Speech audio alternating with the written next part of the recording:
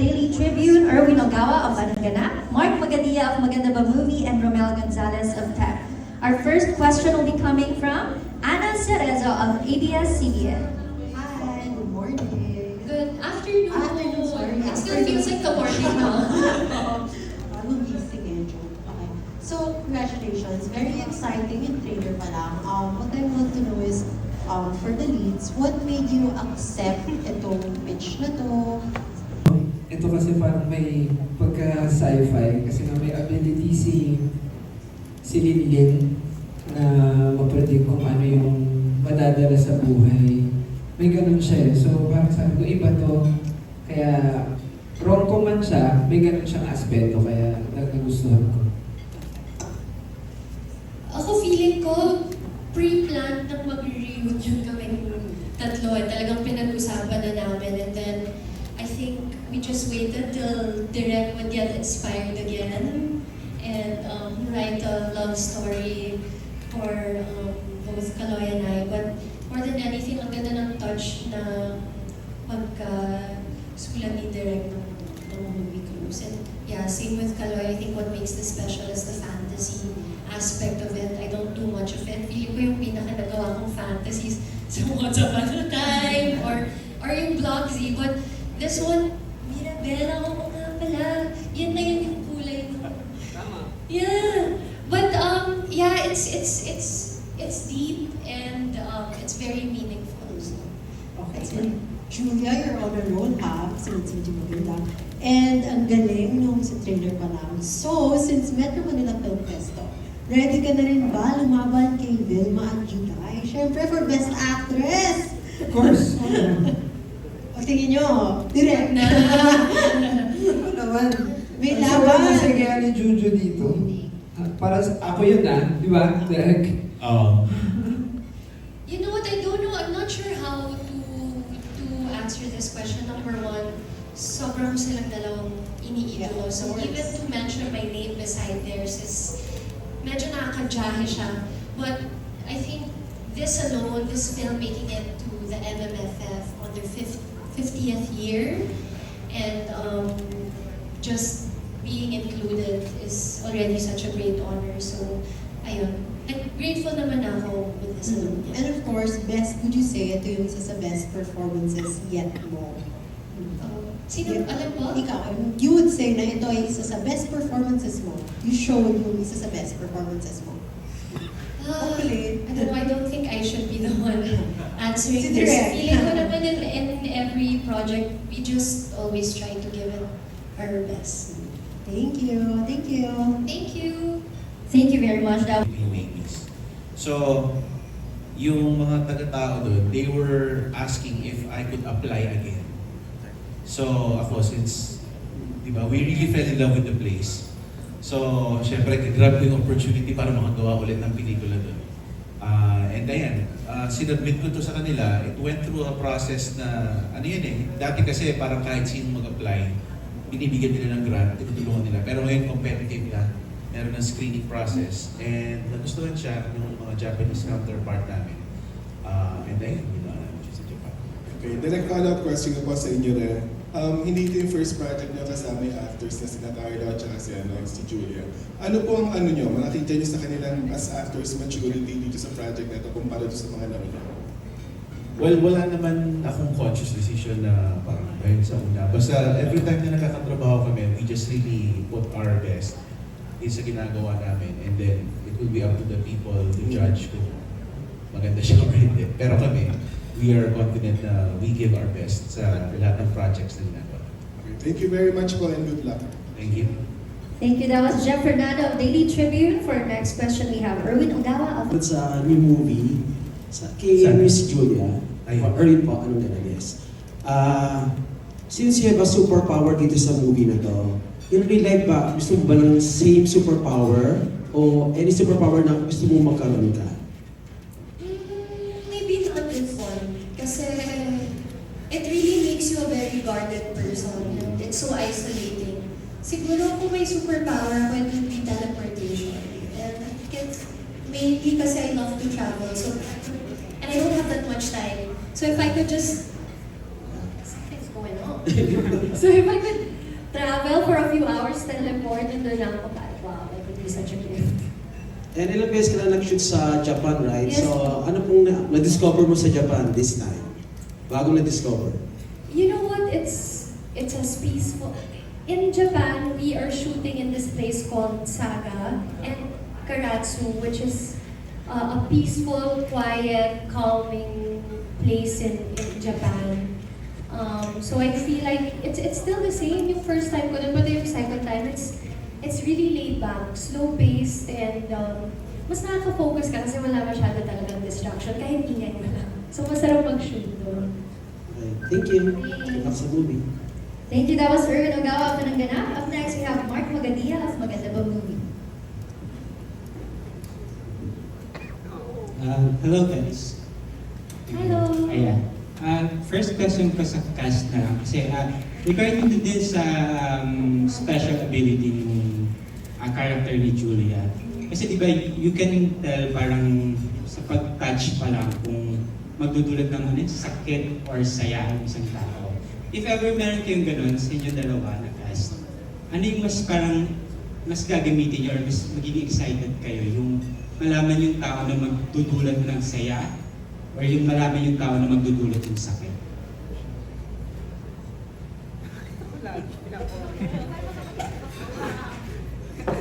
Yung mas gusto ko para ka ang hirap na ano? Paano nga? Siguro parang mas ano? Gusto kong malaman kung oh my God.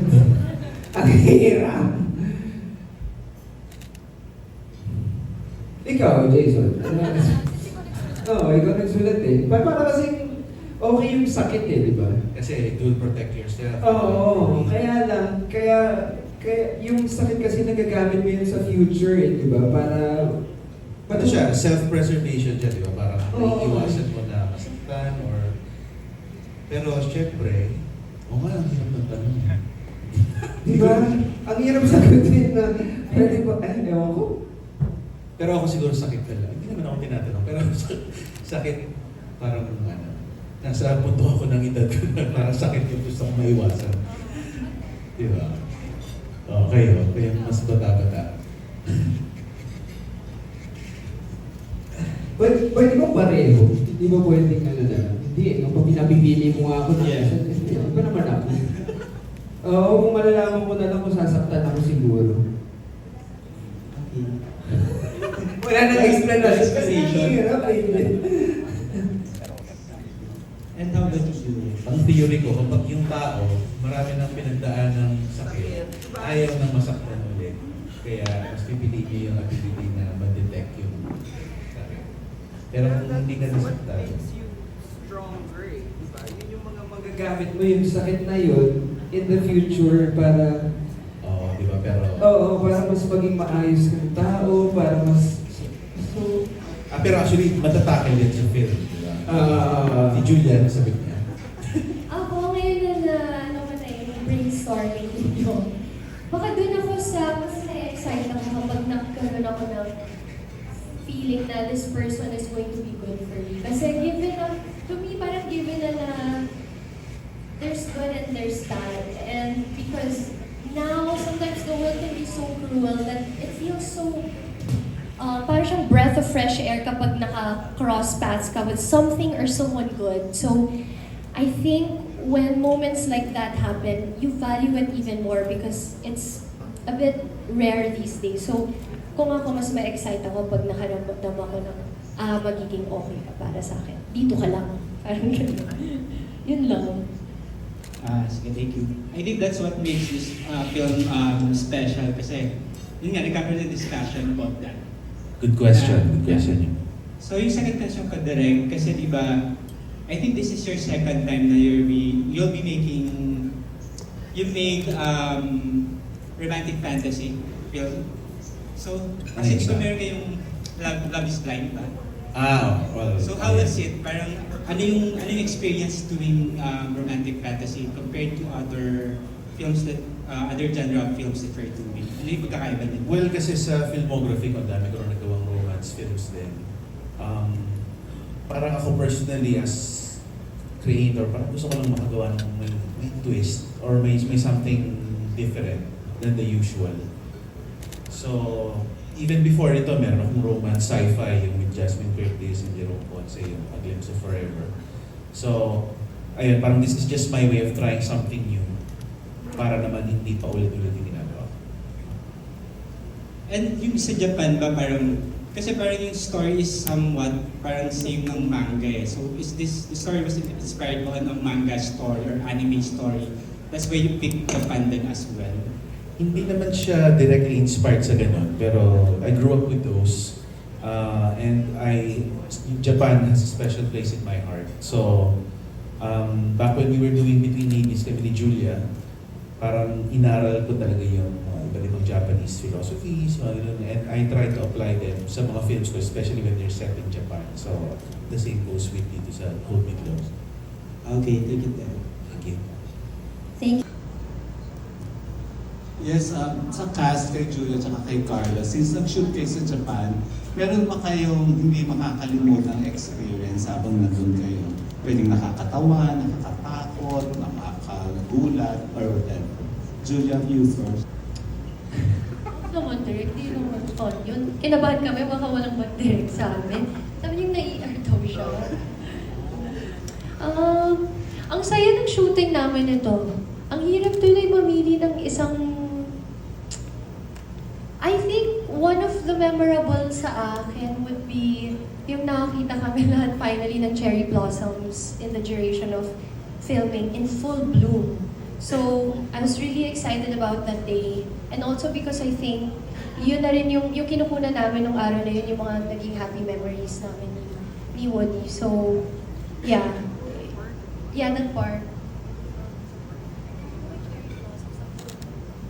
Kagamiyama something. Yeah, that was a beautiful day ka. Papunta kami dun sa Akigayama. Dun sa park, parang nakikita namin na unti-unting lumalabas yung colors nung... At saka first time ko kasing makakita ng cherry blossom. Lagi ako pumunta ng Japan pag December, parang gano'n. So, bumiyahe kami, parang nag-bloom lang siya ng unti-unti.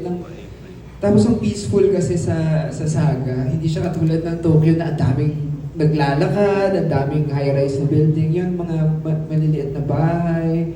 Sobrang peaceful, sobrang parang in touch ka with nature. Kaya, ganda-ganda kami dun sa cherry blossom. Direk, pwede mo i-share, nabanggit kanina na ER ka. Ano yun? So, of course, I need my meds. Kaso, nagkulangan ako ng bilang ng dinala na gamot. So, nung nandun ako, parang kalagitnaan ng shoot, naubusan ako ng gamot. Pero sabi kasi, a few days lang naman. Hindi. Parang nung last day namin, hilo-hilo na ako, nagsusuka na ako, tapos, naging okay naman, pero after 2 more days, ayun, na ER na ako.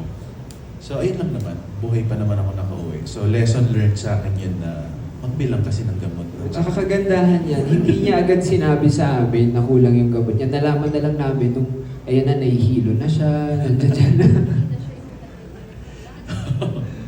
Yung mga last few shots, yung DOP ko na yung nagdi-direct. Pero most naman, okay naman nangyari.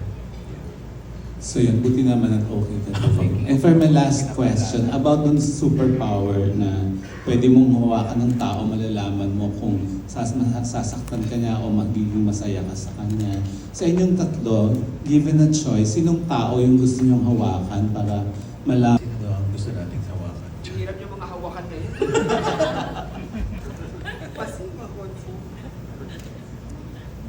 Well, ako siguro, whoever, sino man ng,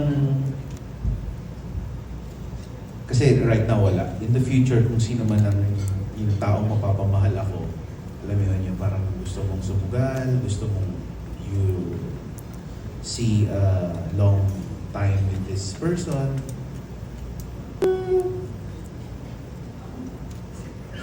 Di ba ang hirap?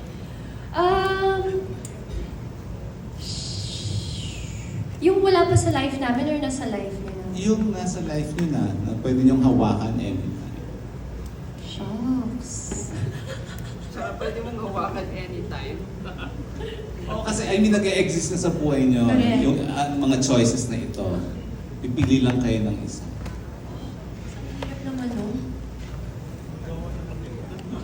I-give up ko na lang yung ability. Ayoko. Ang hirap. Parang kasi, di ba, mas maganda yung oo, hindi mo alam ma-feel mo na lang yung lagi kang nasa Ang hirap kapag ka may ganun ka kasi nga magiging guarded ka masyado, hindi mo ma-experience yung life. Ganun ang buhay di ba? Pero for sure, kung may Ma-experience ganun kayong power, I'm sure maku-curious kayo and gagamitin niyo yan, di ba? So, wala talagang choice. I'm sure meron. Alam niyo po itong mga ganitong conversation. Naunan na sa life namin. Baka sa future na lang gamitin. Yung mga pagpapasok pa lang sila, itatry mo na. Huwag na yung ngayon. Kasi I feel like yung mga nasa paligid namin, that stood the test of time. Kumbaga parang napatunayan ng loyalty and parang good naman para sa amin. Kasi parang masaya naman tayo, no? Pag pipirma ka ng kontrata, ayun, hawakan Oo, mo yun. hawakan ko na ako. Parang, just bring me more blessing. Mga ganun siguro in friendships and in work, siguro in the future. Kung may ganun lang ability. But for now, kung wala naman siguro. Ikaw, Chi. Oo nga, if you had that superpower, Jean, would there be anyone in your... Ako nagtanong. Would there would there be anyone in your life na gusto mong hawakan? I want to experience all the pains and all the laughters. Wow, In tama life. naman. Yes. Oh, tama Because that's naman. it. Yes, anyways, thank you and congratulations. Thank you. Thank you sa question. Maganda yung question. Thank you. Maganda pong exchange yan. So after po natin panoorin sa December 25, i-post nyo po yung tanong sa inyong mga social media. At itag nyo na po si Julia, si Carlo, at si Direk JP. Okay. So for our next question will be coming from Roldan Castro of Abante Tonight. Carlo, ang introduction kanina mapanakit na leading man. So gaano ka kapanakit dito sa pelikula? Hindi ko alam alam mo naman ginagawa ko lang yung mga pelikula binibigay sa akin. Yung mga nang bibigay ng pangalan na yan, wala akong kinalaman dyan. Alam mong pag-ibig lang ang kaya kong ibigay. Bongga. Anyway, kanina tinatanong si Julia about sa Best Actress. Ikaw ba, nag-expect ka ba na mag-award dito sa contest? Ready ka ba na sina Aga, sina Dennis Trillo, at iba? Excited ko, nag-expect ako maka-inspire. Oo, gano'n na lang. Oo. Basta yung trabaho ginagawa ko, katulad sinabi ni JBL, laging sinusubukan namin pagandahin, yung laging 100%. Enough na yun para sa akin. Kung maparangalan, maraming salamat. Kung hindi, sana may mga na-touch kaming puso dun sa kwento na-share namin. Ganun, sa Tsaka we didn't make this specifically for MMFF. Yes. Parang ginawa lang talaga muna namin siya, tapos si Viva na yung nagbasa. So, competition was the last thing on our minds nung ginagawa namin. Gusto lang talaga namin siyang magawa as a beautiful story. Oo, may mga araw na inuulan kami pero nag-shoot pa rin kami. Nung time na yun, malamig sobra pa din. So, basa kami pero ginagawa namin kasi nga mahal namin yung project. Kailan ba yung hindi na niya kinaya? Yung araw na ito, sobrang lamig ba yun? Oo, yung bumagsak-bagsak ako dun sa bahay. Parang sa sobrang lamig, nanginginig na talaga ako. No? Oo, sobrang. Yeah, basta. But he's amazing. Iyayakan ko na sobrang galing talaga ni Carla dito. At talagang in full view natin makikita yung pain talaga ni Woody. It's really his journey, and Lin is just gonna teach you a lesson. Yeah, ang galing talaga ni Carla. But Kaloy is good all the time. So. At saka second movie niyo itong dalawa, ano na-discover niyo pa sa isa't isa? Julia and Carl. Nagti-3-in-1 coffee pala si Juju. May favorite siya doon na 3-in-1 coffee. Tapos gumagawa siya, tapos bibigay siya sa akin, tapos gagawa siya ng sarili niya. Oo, tapos may eyes, gano'n. Ito sobrang saya. Am I loud? Maybe I am. I love this version of Kaloy that I was able to work with in Hold Me Close. And not that hindi siya masaya kasama ng expensive candy, but this was the best version of Kaloy and I super enjoyed him this time around. All of us. Kasi same team ni Direk yung gumawa ng Expensive Candy, yung gumawa ng Golden Globes. So lahat kami were like, oh my God, like, he's talking! Yeah, he was really fun to work with this time around. Okay, thank you. Thank you. Thank you. That was Roldan Castro of Abante Tonight. Up next, we have Nas Navarro. Saan inspired yung kwento and intended na rin ba sila Julia at Carla sa characters? Well, nauna talaga yung story. Wala pa kasi siyang casting talaga doon. Nung nilalakad ko pa siya with our Japanese coordinators, wala pa talagang casting. And then, nung parang nakapasa na sa first level of screening, required na kaming mag-submit ng names. So, kami na Boss Vic, si Boss Vic ang nag-isip, accept niya, ba't di kayo mag-reunion project ni na Carlo at saka ni Julia? Since maganda yung reception ng mga tao sa Expensive Candy. So, kaya sila yung napili. Tapos, ano yung sa question? So, inspiration ng kwento. I've been reading a lot about how trauma affects our relationships in life. So, parang yun ang main inspiration ko sa paggawa ng ganitong klaseng kwento. And sa mga recent kong romance films, it's really about how trauma affects yung kung paano tayo magmahal, kung paano tayo tumanggap ng pagmamahal. So, Kay Carla and Julia, kayo ba yung tipo ng tao na kapag nalaman yung heartbreaker yung isang tao, lalayuan yung parang Nananakit ba? Bakit pa, di ba? Oo, parang sayang nun sa oras pag ano. I'll pass. Auto pass. Oh, please come. Joke lang. Joke lang. No. Because I feel like everybody deserves the... Kung alam mo na, heartbreaker.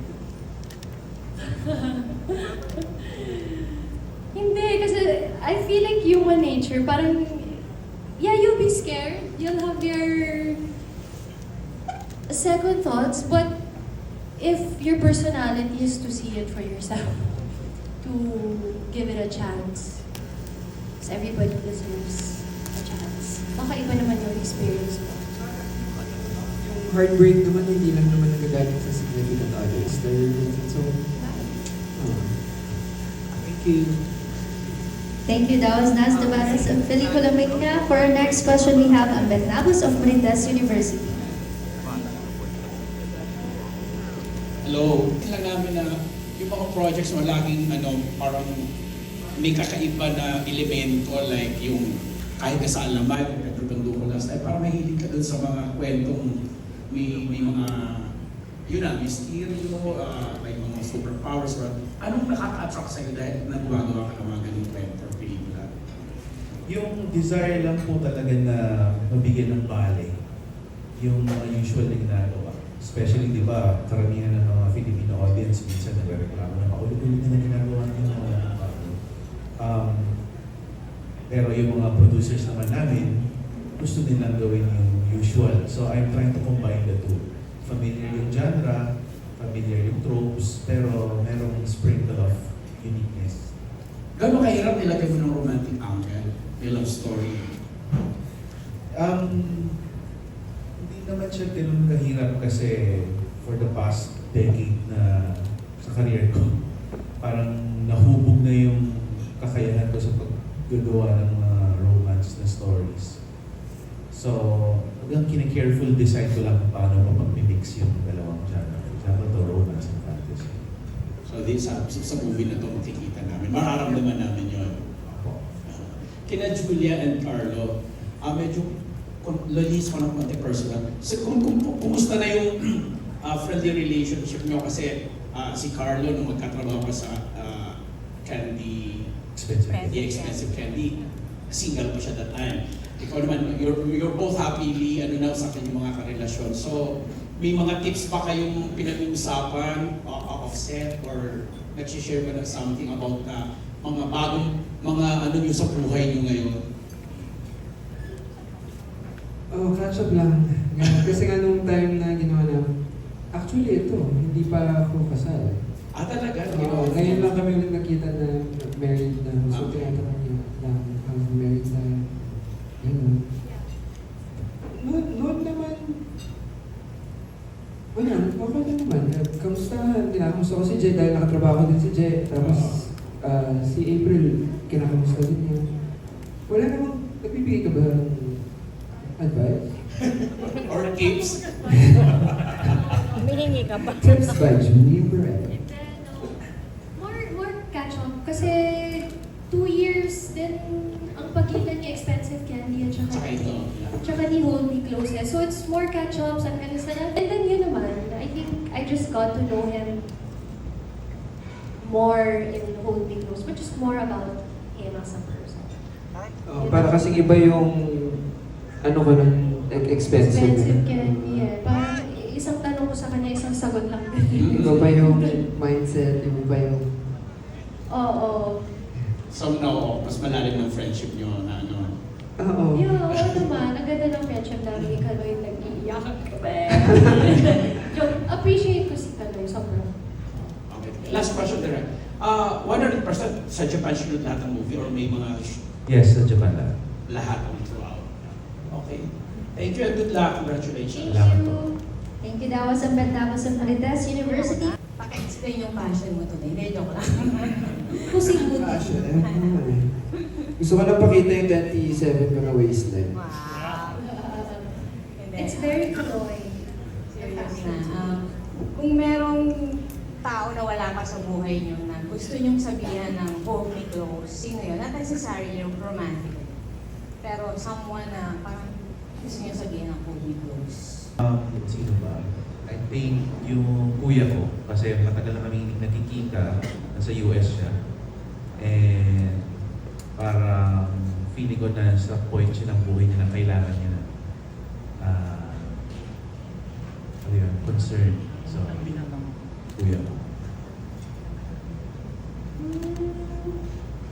Ako, siguro yung mga kapatid ko. Kasi tumatanda na rin kami lahat. So parang we're just navigating through our different lives. But still hand in hand, still together. It makes us stronger. Siguro ako si Mithi. And daughter. Yeah. Thank you. Thank you very much. Okay, up next we have Jacob Manahan, a TikTok content creator. Hello guys! First of all, congratulations sa Hold Me Close and it's part of 50th and another. Parang hindi pa natanong ko kung ano yung role yung dalawa. Could you tell us what is your role dito sa pelikulang Hold Me Close? Ayun, ako si Woody Carrera. Si Woody, feeling niya, alam niya kung saan siya papunta pero hindi. Feeling niya, alam niya yung mga gusto niya sa buhay pero hindi. So parang for the past 6 years, palipat-lipat siya. Tama ba? 6-7 years, palipat-lipat siya. Tapos leaving fragments ng mga broken self niya dun sa mga pinuntahan niya. And then eventually... Personal mission niya na mahanap yung perfect home. Perfect home. So hanap siya ng hanap. Eventually, nakilala niya si Linlin na tutulong sa kanya na maging buo. Kahit na si Linlin may mga hindi rin buo. So, gano'n. Si Linlin naman is, well, as we saw sa trailer, has the special ability to foresee if somebody's going to be good for her or not. And that hindi pa syempre nasa trailer, pero mapapanood natin sa pelikula kung paano niya nakuha yung ability na yun, kung ano yung naging root. Malalim din yung story ni Linlin kung bakit siya naging yung tao na, how do you say that? How she became the person that she is. And then she meets Woody, who kind of changes her life. And teaches her na to give chances and to open your heart and to bring down the wall. And I think one of the important things na na-realize ko din about the movie is that not just because you hold someone and you get the bad feeling doesn't mean they're gonna be bad for you. Maybe they can be bad for themselves. So baka meron silang, it's not about Lin, maybe sometimes it's about you. There's something that you have to. Parang yung ability nga ni Lin parang mas Nakatulong. intense lang na judger eh. Oo, yes. Pero talagang, ano lang naman, parang yung criticism niya, parang yung productive na criticism. We'll see in the movie. It unfolds in the movie. It's hard to share it, especially from the trailer because it will give it away.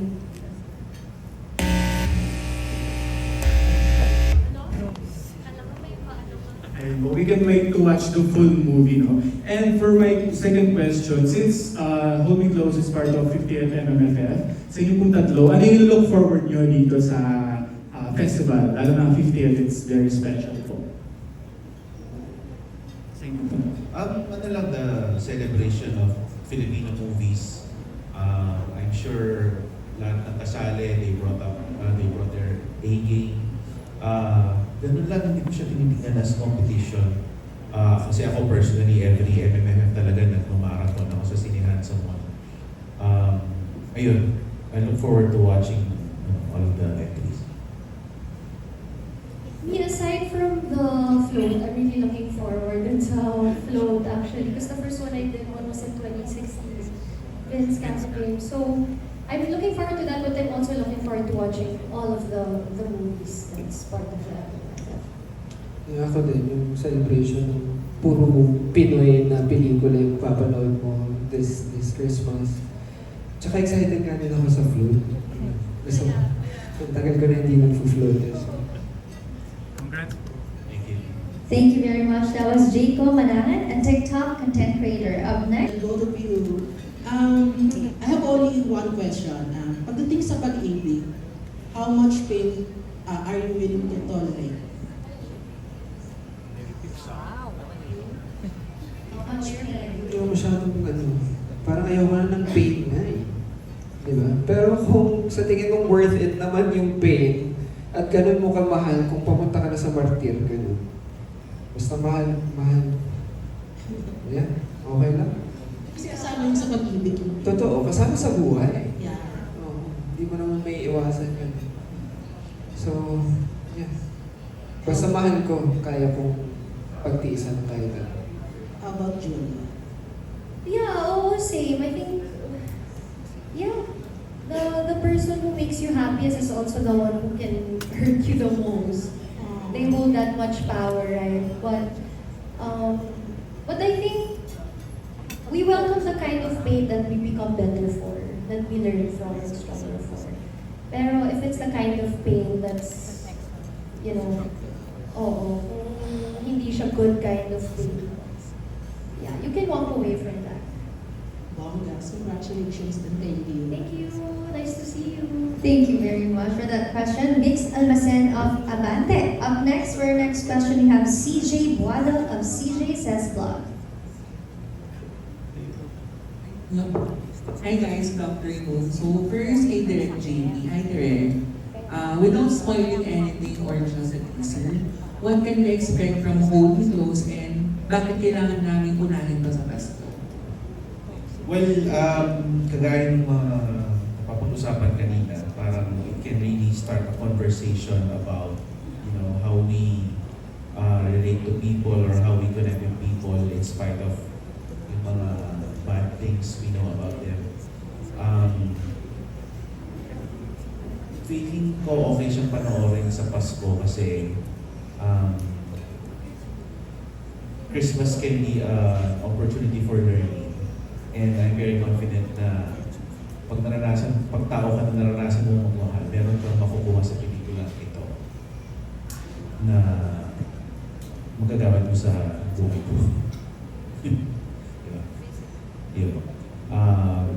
And of course, nandiyan pa rin yung entertainment factor, pero ako yung lesson na pwede ma-impart ng movie. I think yung pinaka-valuable dito sa Hold Me Close. And for my last question, to Julia and Carlo, ano yung i-hold me close nyo? Box Office Success or MMFF Best Actor, Best Actress Award?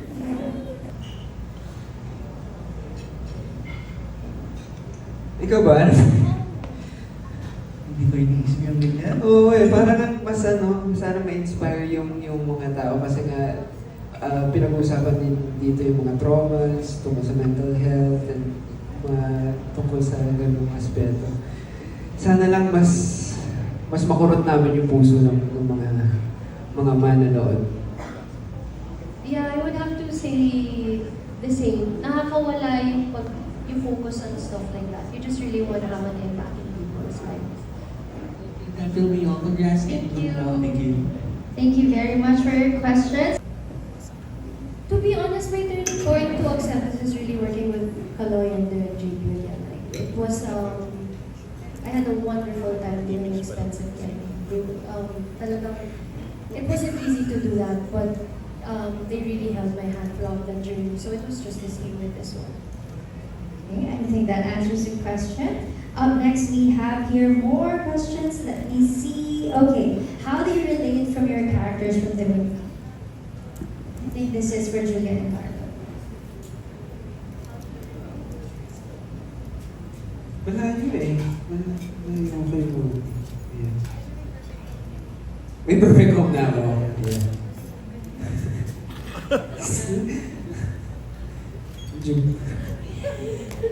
Siguro in a sense na, I went through that phase also before na medyo guarded ka, you're more careful, you're scared of going through pain again and being let down by people. But maybe that's more in the past. Because now, parang, whether you're gonna bring pain or happiness, but at least everyone is given a chance. And yun, siguro mas in the past ko ako nakaka-relate sa kanya. Now, hindi naman siya. Now, baka not as guarded as before, just Wiser. Wow, I think Okay, so next question is, you guys are nominated for the PMPC Movie Love Team of the Year. Do you think you could brag another nomination for your performance in Hold Me Close? I think they're asking. I didn't know. They didn't know. They're surprised. Ganon, that's so cool. Ano sasabi mo ka Love team Love team tayo. Kailangan ng trilogy nito. Trilogy. Third installment. Okay, then JP, may aabangan ba kami pangatlong pagsasama ninyo? Hindi lang pangatlo. Marami pa. Wow. Mas marami na tayong mapanakit na mapapanood ng pelikula.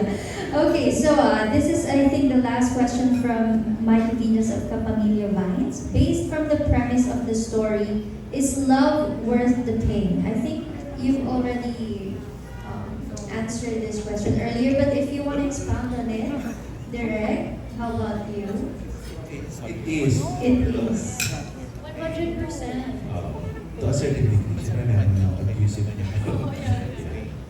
Pero, the basic things, talagang kapag pinasok mo yung love, may kaakibat ng pain yan at some point na you should be ready to handle it if you want the relationship to work. That makes sense. Kasi rin Kayo naman, would you like to expound your answers earlier? I feel like the advice should be coming from him because he's already reached a point where he has a home. Can you give us some tips? Please. Ayun nga, kung hanggang saan mo kaya, yung threshold mo ng pain eh, di ba? Kasi nga katulad yung sinabi ni Direk, yung pagmamahal may kaakibat na sakit. So, ako tanggap ko na yung sakit eh, no? Di ba? So, yeah. Oo, worth it naman. Pag worth it yung tao, worth it lahat. Parang it boils down to that. Okay, so before we wrap up, this is the last question. Would you hold on to love this Christmas? Of course, lalo na this Christmas. Hindi lang this Christmas. Valentine's ako lang dami mong kasagot. all our lives dapat. Okay. Hold love close. Alright. Thank you. Alright, speaking of holding on to love this Christmas, 25, invite all your friends, your family, your fans are all here as well. Yes po, sana po masuportahan nyo kami. Hold Me Close this coming December 25. Tapos yung float natin ay December Parade 21. Magkita-kita po tayo dyan. Yes, yun. Thanks guys for joining us this afternoon. We hope you enjoy the film. If you're here this Christmas, please try to watch it and let us know feedback nyo. Thank you. Direct? Nagpunta dito na vloggers, press.